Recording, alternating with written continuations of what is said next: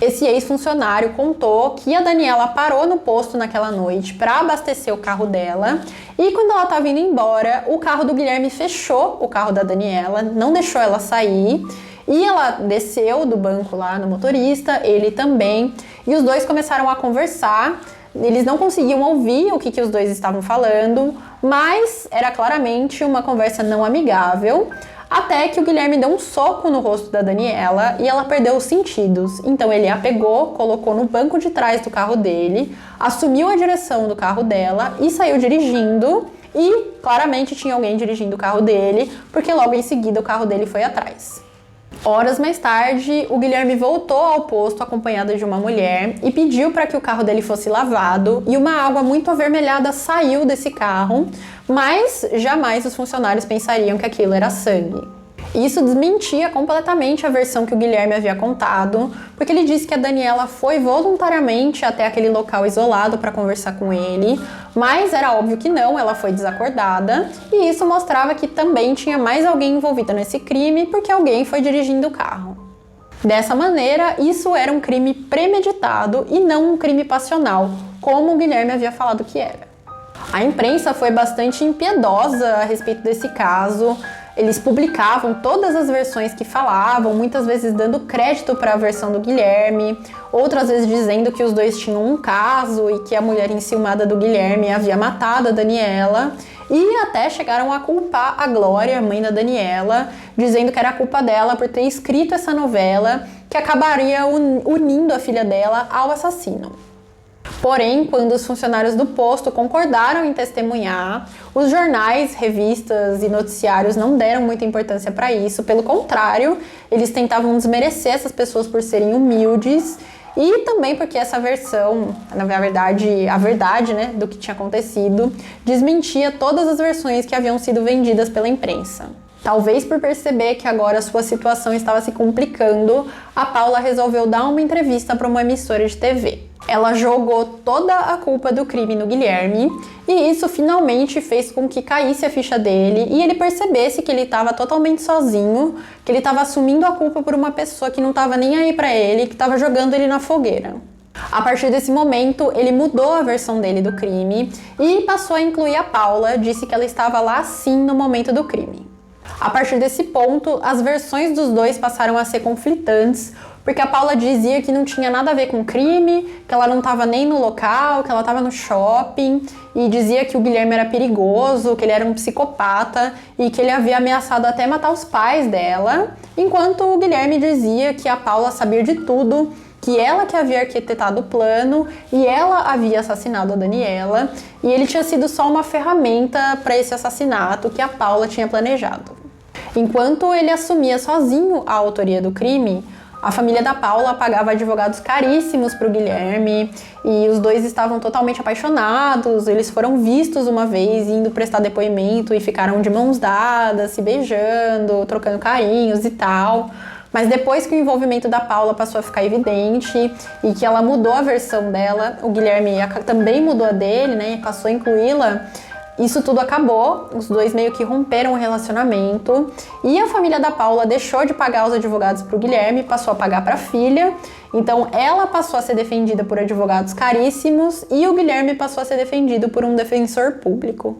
Com a separação dos dois, o Guilherme também começou a escrever um livro a respeito da vida dele, que incluía várias coisas, inclusive relatos a respeito do que tinha acontecido na noite do crime. Ele conta diversos detalhes a respeito do que aconteceu nessa noite, mas uma coisa chocante que ele conta nesse livro é que depois deles terem cometido o crime, quando eles voltaram para casa, a Paula foi dormir e ele entrou no chuveiro e começou a se tocar pensando no que ele havia feito. Isso mostra o elevado grau de psicopatia do Guilherme e mostra também que, diferentemente do que ele falou, ele disse que ele foi só uma ferramenta, que ele não queria aquilo e tal, mas isso mostrava que ele queria sim e que ele teve prazer em cometer esse assassinato. Esse livro mostrou também bastante da motivação do Guilherme para o crime, a ansiedade dele de se tornar famoso, ele queria muito que isso acontecesse, e o medo também de estar perdendo espaço na novela. Então, talvez aquele dia em específico, que seria a gravação da cena do término da Yasmin e do Bira, aquilo deve ter sido o gatilho para o Guilherme para que aquele crime fosse cometido.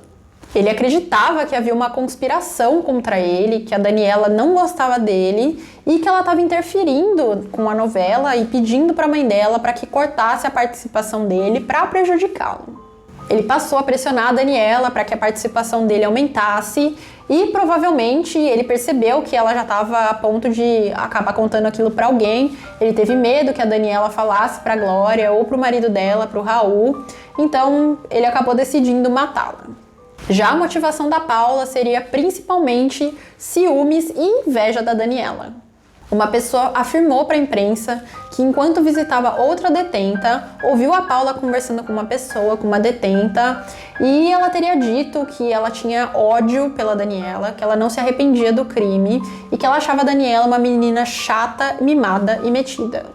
Ela contou também que, na verdade, ela deu uma punhalada e não uma tesourada na Daniela enquanto elas ainda estavam no carro e que depois o Guilherme a ajudou a arrastar o corpo para fora pro matagal para que eles finalizassem o que eles haviam começado. Querendo acabar logo com aquilo, o Guilherme arrancou o punhal da mão da Paula e deu as estocadas seguintes, e os dois decidiram que tentariam fazer aquilo parecer um crime cometido por um fã obcecado.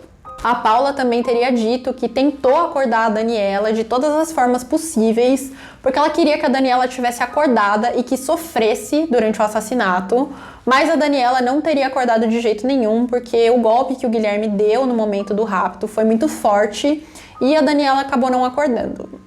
Ela disse que não se arrependia do crime, porque na época ela acreditava que os dois realmente tinham um caso, só que depois o Guilherme acabou dizendo, confessando para ela que os dois não tinham nada e que ele tentou até se envolver com ela para que isso firmasse ele na Globo, mas a Daniela nunca deu abertura para ele e ela era totalmente apaixonada pelo marido.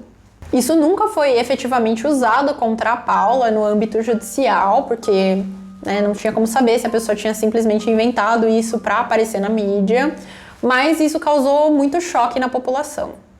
Nessa época, passaram a circular uns boatos que a Paula tinha um tratamento diferenciado na prisão, que ela tinha uma cela só para ela, e nessa cela tinha TV, tinha rádio, que algumas detentas faziam depilação, cuidavam do cabelo dela e faxinavam essa cela, e que tudo isso aconteceria porque o pai dela tinha dinheiro e pagava propina para a diretoria da prisão e para algumas detentas. Quando a Paula teve o bebê, ele ficou mais ou menos 2 anos com ela e dizem até que fizeram reformas na cela dela para que o bebê ficasse lá, mas isso nunca foi comprovado. Além disso, uma das detentas também denunciou que a Paula saía frequentemente da prisão, mesmo que acompanhada, e que chegou até a encontrar o Guilherme em um motel antes dos dois romperem. O Guilherme, por sua vez, parecia bem satisfeito com toda a atenção que ele estava recebendo da mídia, ainda que fosse por causa de um assassinato. O que ele sempre quis na vida dele foi ser famoso, então parecia que não importava que era por um motivo tão horrível quanto esse. O que importava para ele é que ele estivesse nos noticiários, que ele estivesse sendo comentado pelas pessoas. Ele virou uma espécie de celebridade dentro da prisão, ele era conhecido pelos outros detentos. Com frequência também ele recebia visitas de pessoas que diziam serem fãs dele e recebia uma média de 50 cartas por semana de mulheres e de homens que pediam o Guilherme em casamento, diziam que eram apaixonadas por ele, enfim, coisas do tipo. A situação dos dois na prisão era muito confortável e, para piorar, a legislação penal era muito branda no início dos anos 90. Era possível que a Paula e o Guilherme pegassem de 12 a 30 anos de prisão, mas na prática dificilmente eles seriam condenados a mais do que 20 anos, porque era um direito do réu, se ele fosse condenado a mais de 20 anos, solicitar um novo julgamento. Então os juízes evitavam condenações maiores do que 20 anos, justamente para não ter que passar por todo o trâmite de um novo julgamento e correr o risco até da pena ser reduzida. Então, por exemplo, se eles fossem condenados a 18 anos, depois de cumprir 1/6 da pena, ou seja, 3 anos, eles poderiam passar para o regime semiaberto e aí eles poderiam ficar fora da prisão durante o dia e voltar só à noite para dormir. Se eles tivessem um bom comportamento dentro da prisão, depois de 6 ou 7 anos, eles já poderiam responder em liberdade pelo crime. Um pouco antes do crime, em 1990, havia sido promulgada a Lei dos Crimes Hediondos e, inacreditavelmente, o homicídio não estava no rol de crimes hediondos, eram basicamente só crimes contra o patrimônio. Porém, existe um artigo na Constituição Federal que permite que a sociedade, que a coletividade, consiga aprovar uma lei se for de interesse coletivo. A Glória decidiu que faria de tudo para que o homicídio passasse a ser considerado um crime hediondo. Então ela e o advogado foram até o chefe do Ministério Público para que eles fizessem um texto, uma proposta para alterar o texto da lei já existente, para que o homicídio passasse a ser incluído como um crime hediondo. Porém, para que isso pudesse ir para votação, ela precisaria conseguir no mínimo 1 milhão de assinaturas de todas as partes do Brasil em um abaixo-assinado. Muitas revistas e jornais ajudaram a Glória nessa época, eles publicavam a respeito desse abaixo-assinado com frequência, dizendo para as pessoas assinarem. Muitas pessoas famosas assinaram também e pediam para a população para ajudarem. Então, em pouco tempo, em 3 meses, a Glória já tinha 1.300.000 assinaturas no abaixo-assinado. Quando ela finalmente conseguiu todas as assinaturas, a Glória foi até Brasília com toda essa documentação, só que foi um momento de muita tensão, porque era uma sexta-feira e na segunda-feira se iniciaria o recesso e os deputados e senadores só voltariam no ano seguinte. Então, se eles não votassem naquele dia, naquela proposta de alteração da lei, todas as assinaturas que a Glória conseguiu seriam invalidadas, ela não poderia usar novamente no ano que vem. A Glória implorou para os deputados para que eles ficassem lá para votar naquele projeto de lei, porque precisa ter um número mínimo de pessoas votantes para um projeto ser aprovado ou não. Só que eles nem olhavam na cara dela, muitos foram embora e nem respondiam para os pedidos dela, porque não era uma coisa de interesse deles, então eles não faziam a mínima questão de ajudar. Depois de muita insistência, ela conseguiu que a proposta dela fosse enquadrada em uma questão urgente e fosse votada mesmo sem o quórum necessário. O projeto foi aprovado e a partir de maio de 1994 ele passou a valer. Então isso causou uma grande mudança na legislação penal e na forma como o homicídio era tratado. O caso dela, o caso da Daniela, não seria mais beneficiado por essa lei, porque a lei nova não retroage a um caso anterior a ela, só que isso beneficiaria a maneira como homicídios futuros seriam tratados, que era justamente o objetivo de toda essa campanha. O Guilherme e a Paula permaneceram presos até 1997, quando eles foram a julgamento em meses diferentes. O Guilherme foi em janeiro e a Paula foi em maio. O Guilherme se retratou da confissão que ele havia feito e passou a defender que quem havia aplicado os golpes na Daniela havia sido a Paula. Durante o interrogatório, ele disse que não tinha intenção de matar ninguém e que a acusação por crime doloso era equivocada. O comportamento dele surpreendeu as pessoas, porque esperavam que ele tivesse um comportamento humilde, mostrando arrependimento, mostrando ser um coitado, sabe, de cabeça baixa. Mas, pelo contrário, ele aproveitou aquele momento, acho que ele achava que era o momento dele de brilhar, porque era o julgamento dele, ele era o centro das atenções. Então, ele tentou se fazer de herói, que tudo que ele fez foi para defender a família dele, enfim. Ele fez com que aquilo se tornasse sobre ele e não sobre a vítima. Agora, a alegação dele foi que ele seguiu o carro da Daniela até esse local de pouco movimento. Os dois conversaram um pouco e ele tentou ir embora, mas a Daniela não teria deixado. Em razão disso, a Paula teria ficado muito enciumada e saiu do carro dele e as duas começaram a discutir. Então o Guilherme tentou separá-las, ele empurrou a Paula com a mão e segurou a Daniela pelo pescoço com um braço e ela acabou desmaiando e perdendo os sentidos. Só que os dois acharam que a Daniela havia morrido, então eles resolveram forjar ali uma cena do crime e deram as apunhaladas, ou no caso eles falaram que eram tesouradas, nas 18 vezes no peito e no pescoço da Daniela. Ele defendia que não houve premeditação, que isso acabou acontecendo no calor do momento por causa da discussão, mas a perícia e as testemunhas já haviam comprovado que a Daniela tinha sido agredida lá no posto de gasolina e que ela foi levada desacordada para esse local, então isso comprovava que houve sim premeditação. Quanto ao soco, o Guilherme dizia que não havia dado esse soco na Daniela e que esse hematoma no rosto dela era porque ela havia levado uma cotovelada do Raul, marido dela, enquanto eles estavam ensaiando um número musical, mas isso obviamente era mentira. Porém, ele não conseguia justificar a questão da adulteração da placa do carro dele. Ele não conseguia dizer por que ele tinha alterado a placa se ele não estava com a intenção de fazer algo criminoso. Além disso, essa alegação dele de que a arma do crime era uma tesoura também foi desmentida pela polícia, porque quando analisaram o corpo, fizeram a autópsia, viram que os ferimentos que tinha no peito da Daniela não correspondiam a ferimentos de tesoura, e sim a ferimentos causados por um punhal. Esse punhal nunca foi encontrado e a polícia acreditava que o Guilherme havia se livrado dessa arma depois de ter saído do local do crime. Essa versão dele tinha muitos furos e também tinha muitas coisas que iam contra coisas que já haviam sido provadas pela polícia com a investigação. Então a tese de defesa dele foi ficando cada vez mais fraca ao longo do julgamento. De acordo com o relato de testemunhas e do que foi apurado pela polícia, o Guilherme saiu do estúdio de gravação naquele dia do crime, no horário do almoço, e foi até o shopping, onde ele foi visto por alguns fãs.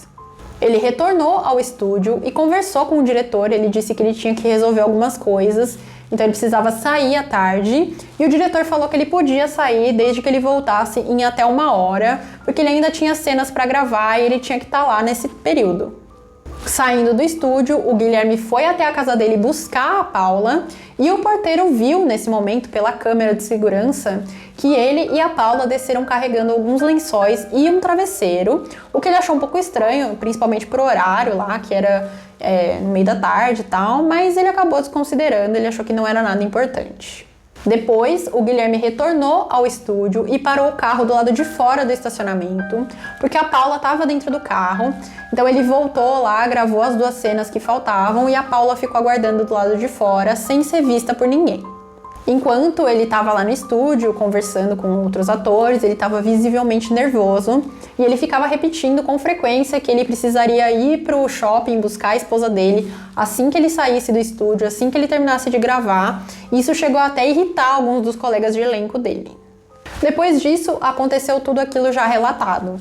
Eles saíram juntos, atenderam os fãs no estacionamento, o Guilherme foi embora primeiro, ficou aguardando a Daniela, fechou o carro dela, a agrediu, a levou desacordada para o matagal e a matou lá sem que ela pudesse se defender. Depois de 66 horas de julgamento, o juiz anunciou a sentença do Guilherme e ele foi condenado a 19 anos de prisão. Ele ficou bastante revoltado com a sentença, ele deu uma alegação para a imprensa logo depois que ele saiu do tribunal, dizendo que ele achava que o trabalho que o advogado dele fez foi muito superior ao trabalho da acusação e que ele só havia sido condenado porque eles precisavam culpabilizar alguém por esse crime. Apesar disso, depois de cumprir apenas 6 anos e 9 meses, o Guilherme foi colocado em liberdade por causa de bom comportamento, no ano de 1999. Ele se tornou pastor e isso gera muita revolta na família da Daniela, porque mesmo se tornando pastor, ele nunca mostrou arrependimento pelo crime, ele nunca pediu desculpas e sempre que ele pode, ele usa dessa história para tentar se promover novamente. Ele dá entrevistas, ele fala que ele vai contar algo inédito sobre o crime e vai lá divulgar a igreja dele. Então isso causa, uma revolta justificada na família dela. Já a Paula foi a julgamento em maio de 1997 e a alegação dela era basicamente que ela nem esteve na cena do crime, que ela ficou no shopping o tempo inteiro aguardando o Guilherme. Isso era algo que ela precisaria provar, o que era impossível, porque quando ela começou com essas alegações que ela estava no shopping, ainda na fase lá de investigação, de inquérito, os policiais foram investigar isso e não tinha nenhum registro dela no shopping nesse horário, nem de câmera de segurança, nem de ticket de estacionamento. Ela não conseguia provar que ela de fato estava no shopping. Pelo contrário, o que tinha era um registro dela saindo do apartamento com o Guilherme, carregando esses lençóis e travesseiro. A acusação defendia que a Paula fez isso por inveja da Daniela, porque ela tinha muitos ciúmes e queria ser a Daniela, que era uma mulher bonita, bem-sucedida, que estava no auge da carreira e era muito querida pelo público. Assim como no caso do Guilherme, tanto o júri quanto o juiz entenderam que aquele crime foi muito perverso e covarde, porque a Daniela não tinha nem como se defender, já que ela estava desacordada no momento do assassinato, então ela não pôde nem lutar pela própria vida.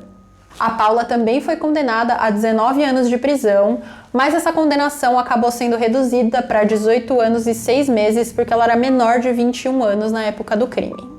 Ela recorreu da sentença e conseguiu reduzir para 15 anos essa condenação, mas depois de cumprir 7 anos ela conseguiu liberdade condicional porque ela foi aprovada em um vestibular para direito. Ela voltou a morar com os pais dela, cursou essa faculdade de direito, se casou novamente e teve outros filhos. Uma coisa que causa bastante espanto, que mostra que realmente a Paula tinha uma obsessão pela Daniela, é que ela ingressou justamente na faculdade onde a Daniela se formou e também ela pediu para trocar de sala, trocar de professor, para estudar com um promotor que era professor também e era o promotor responsável pela condenação dela no caso da Daniela. A Paula também foi condenada a pagar uma indenização por danos morais e materiais para a família da Daniela, se responsabilizar pelas despesas do enterro e tal, mas há mais de 20 anos a Paula vem se esquivando de pagar isso, dizendo que ela não tem patrimônio para arcar com essa despesa. Agora, em 2022, a justiça determinou a penhora de um apartamento para que essa dívida possa ser quitada, mas a Paula alegou que é um bem de família, que ela mora nesse lugar e que é o único bem que ela tem, então ele não pode ser penhorado. Bom, pessoal, então é isso. Espero que vocês tenham gostado do vídeo de hoje. Conta pra mim aqui nos comentários se você já conhecia esse caso. Eu, particularmente, conhecia só superficialmente. Agora, com o documentário, eu pude saber muito mais sobre o caso e entender o que causou tanta revolta nas pessoas por os assassinos terem ficado tão pouco tempo na prisão, né? Eles acabaram com a vida de uma família e acabaram com a vida de uma pessoa que tinha começado a viver. A Daniela tinha só 22 anos quando ela foi assassinada, então eles tiraram a oportunidade dela de viver e nunca mostraram arrependimento por isso. Se você gosta de casos criminais também, já se inscreve no canal, porque sempre tem casos novos aqui. E eu vejo vocês na próxima. Tchau!